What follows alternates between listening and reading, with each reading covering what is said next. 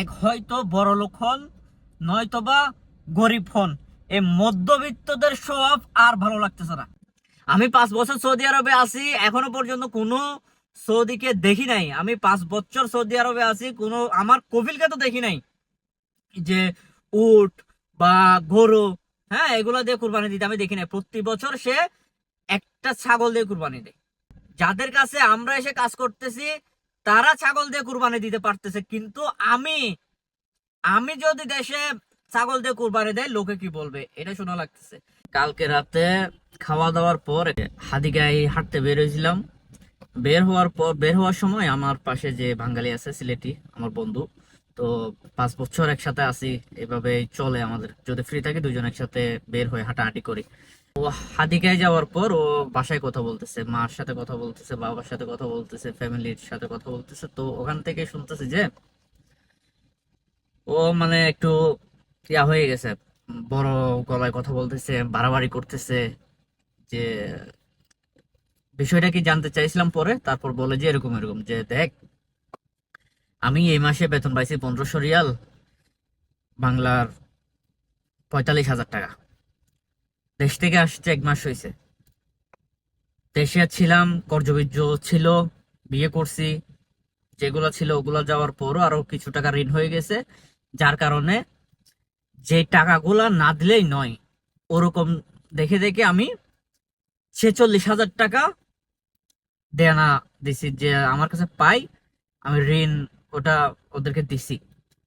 তো আমার বেতন 45,000 টাকা, আমি কর্জ বা ধার দেনা ফুটছে 46,000 টাকা, বাসায় দিছি আরো 15,000 টাকা। কত হয়? 61,000 টাকা। 45,000 টাকা বেতন পাওয়ার পরেও 61,000 টাকা দেশে, 15,000 টাকা স্পেসিফিক ভাবে দেশে ইয়ার জন্য, বাড়ির জন্য, আর ধার দেনা দিছি 46,000 টাকা। আমি কি খাবো? আমার এই মাসের এখনো পর্যন্ত, আজকে 7 তারিখ, আমি কি খাবো ওটা এখনো আমি জানি না। আমার এই মাসটা আমি কিভাবে পার করবো এটা এখনো জানি না। তার মধ্যেও 15,000 টাকা দেওয়ার পরও আমরা যে ভাই ব্রাদার আছি, এগুলা দিয়ে আমার 15,000 টাকা দিয়ে তারপরও, যে এই মাসে তো কুরবানির টাকা হচ্ছে না। বাসার থেকে আবারও প্রেশার দিচ্ছে যে আরো 10,000 টাকা আমি দিতাম। কোত্থেকে দিব এটা ওরা জানে না, আমি জানি না। আমি আরো 10,000 টাকা বাসায় দিতাম, তাইলে কুরবানিটা কোনো রকমে ম্যানেজ হবে। তো এখন আমার একটা প্রশ্ন, যে ভাই, এত প্রেসার দিয়ে, এত প্রেসারটা কেন দেয় আমি জানি না। যে আপনার এই যে বলতেছেন যে দেন ইয়া, প্রয়োজনে ঋণ করে দেয়, তারপরে বাসায় টাকাটা দেওয়া লাগবে কেন?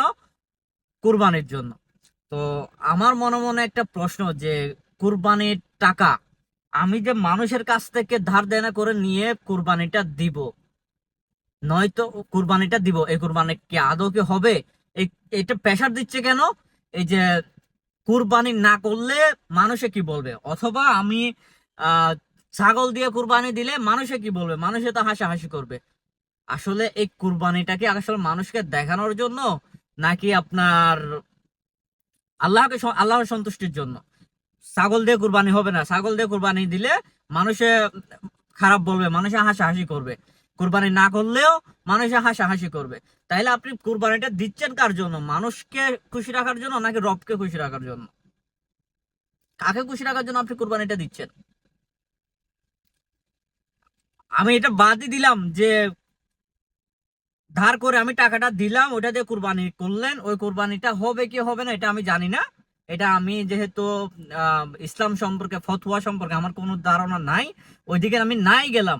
কিন্তু আমি এইটুকু তো আমি বুঝতেছি আপনার মেন্টালিটি কি, আপনার মাথায় কি চলতেছে। আপনার ছাগল দিয়ে যদি কুরবানি দেন তাহলে লোকজন হাসাহাসি করবে, যার কারণে আপনি ছাগল দিয়ে না, আপনি গরু দিয়ে কুরবানি করার জন্য ইয়া করতেছেন। যে আপনার এই যে মানুষকে খুশি রাখার জন্য, আপনার তো আপনার ভিতরে তো এটা নাই যে আপনার রবকে খুশি রাখার জন্য তো আপনি কুরবানিটা দিচ্ছেন বলে আমার মনে হচ্ছে না। আমি 5 বছর সৌদি আরবে আছি, এখনো পর্যন্ত কোনো সৌদিকে দেখি নাই। আমি 5 বছর সৌদি আরবে আছি, কোনো আমার কফিলকে তো দেখি নাই যে উট বা গরু, হ্যাঁ, এগুলা দিয়ে কুরবানি দিতে আমি দেখি নাই। প্রতি বছর সে একটা ছাগল দিয়ে কুরবানি দেয়, দুব্বা, একটা ছাগল দিয়ে কুরবানি দেয়। তারা এত বড় লোক, কোটিপতি, তাদের কাছে আমরা এসে কাজ করতেছি, যাদের কাছে আমরা এসে কাজ করতেছি তারা ছাগল দিয়ে কুরবানি দিতে পারতেছে, কিন্তু আমি আমি যদি দেশে ছাগল দিয়ে কুরবানি দেয় লোকে কি বলবে এটা শোনা লাগতেছে। আমি যদি কুরবানি না করি দেশে লোকে কি বলবে এটা শোনা লাগতেছে। আমার ধার দেনা করে হলেও কি গরু দিয়ে কুরবানি দিতে হবে।